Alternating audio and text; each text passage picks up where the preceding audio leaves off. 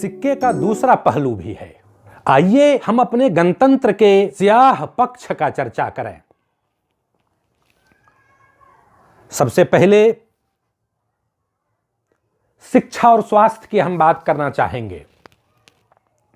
कहा जाता है कि जहां कहीं भी लोकतंत्र है, शिक्षा उसका मूल मंत्र है। क्या शिक्षा के क्षेत्र में जो हमारी उपलब्धि रही है उससे संतुष्ट हुआ जा सकता है? दुनिया का विशालतम लोकतंत्र भारत, जिसके आंखों में विश्व नेतृत्व का सपना पलता है, क्या उसका राजधानी भी 100% साक्षर नहीं होगा?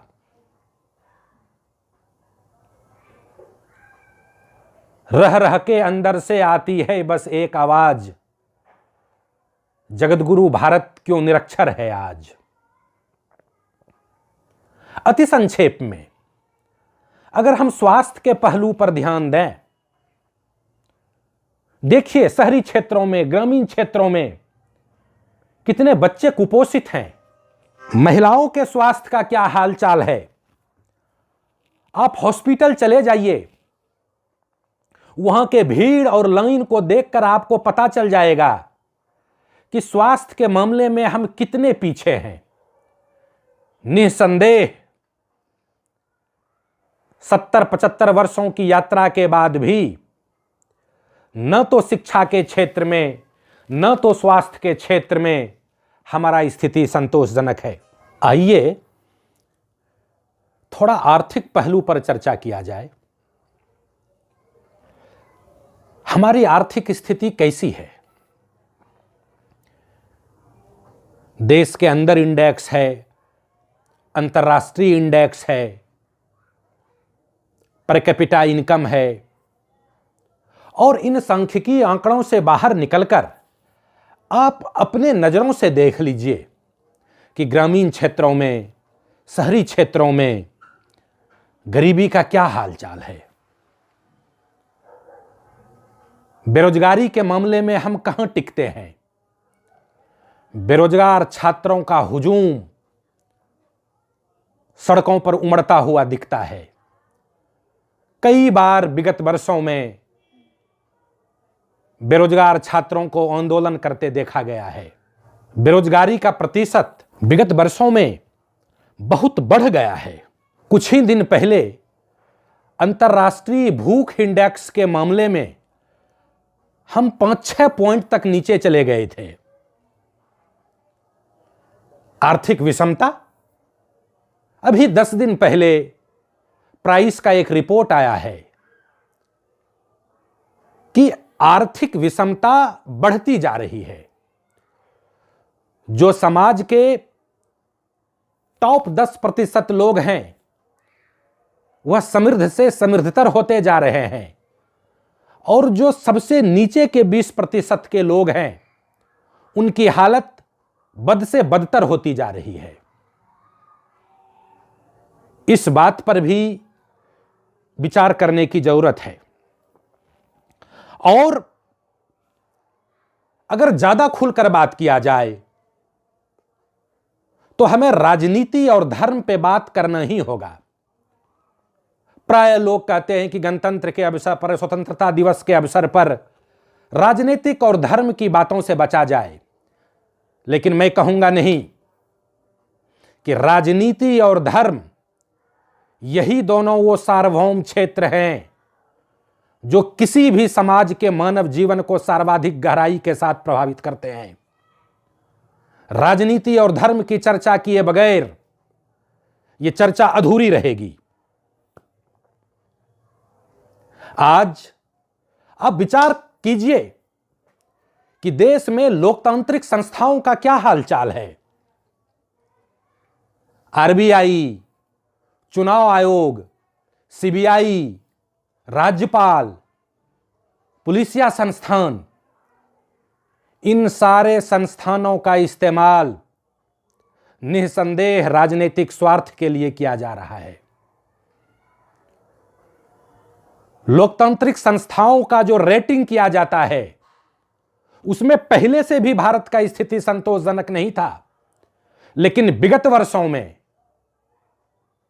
हम तेजी से नीचे की ओर बढ़ रहे हैं। सरकार की नीति दमनकारी है। कभी धर्म के नाम पर, कभी जाति के नाम पर, कभी कोई बहाना बनाकर। आप देखिए, विगत वर्षों में आतंकवादी धाराएं कितने लोगों पर लगाया गया है। प्रोफेसर, सामाजिक कार्यकर्ता, मानवाधिकार से जुड़े हुए कार्यकर्ता, इनको जेल में डाला गया है। निस्संदेह आप अगर ईमानदारी से विचार करेंगे तो आप पाएंगे कि सरकार की नीति दमनकारी है। लोग बोलने से, खुलकर बात करने से आज डरते हैं। संप्रदाय के आधार पर एक तबका खुल के अपना बात कह पाने की स्थिति में नहीं है। आज हमारा बॉलीवुड, वहां के अभिनेता अपनी बात डर के मारे नहीं बोल पाते हैं। कोई आज सरकार का विरोध करे, कल उसके यहां छापा पड़ जाता है। अभी उत्तर प्रदेश में आप देख लीजिए, आज एक पार्टी सत्ताधारी दल छोड़कर विरोधी खेमा को ज्वाइन करता है, कल उनके खिलाफ गिरफ्तारी वारंट जारी हो जाता है। निश्चित तौर पर स्थिति डराने वाला है।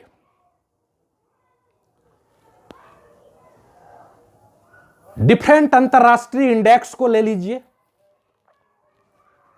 प्रेस फ्रीडम के मामले में देश नीचे जा रहा है। रिलीजियस फ्रीडम के मामले में देश नीचे जा रहा है। भूख इंडेक्स के मामले में देश नीचे जा रहा है।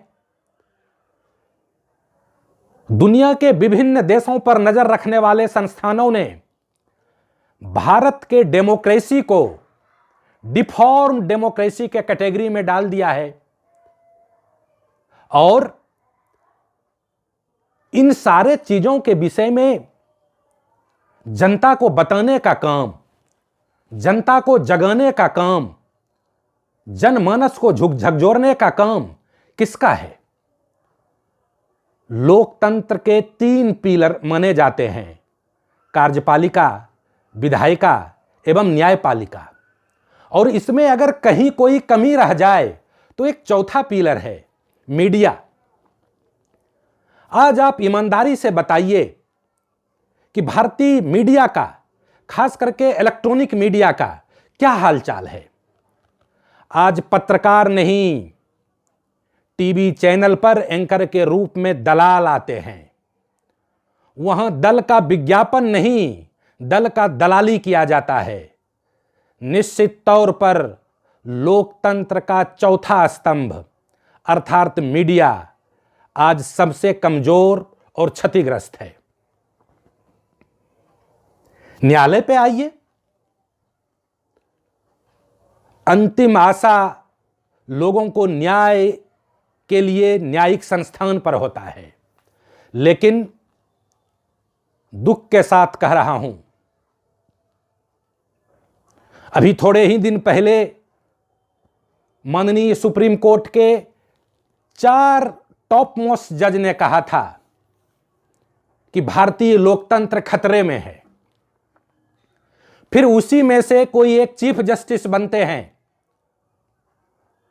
मैं 2 टूक कहना चाहूंगा कि अयोध्या के मामले पर जो उन्होंने फैसला दिया, उससे मेरा मन संतुष्ट नहीं हो पाता है।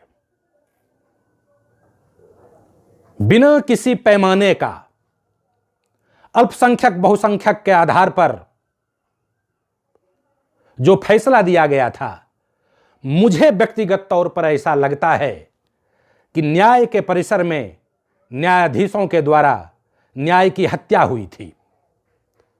और यह आशंका तब और गहरी हो जाती है कि जज रिटायर करते हैं और उनको राज्यसभा भेज दिया जाता है। न्यायिक प्रक्रिया का प्रथम चरण पुलिस के द्वारा पूरा किया जाता है और पुलिस राज्य सरकार, केंद्र सरकार के हाथों के कठपुतली के तौर पर काम कर रहे हैं। अभी दिल्ली दंगे के संदर्भ में पुलिस की जो भूमिका रही, न्यायालय का जो उस पर टिप्पणी आया, वह बहुत ही शर्मसार करने वाला और खेदजनक है।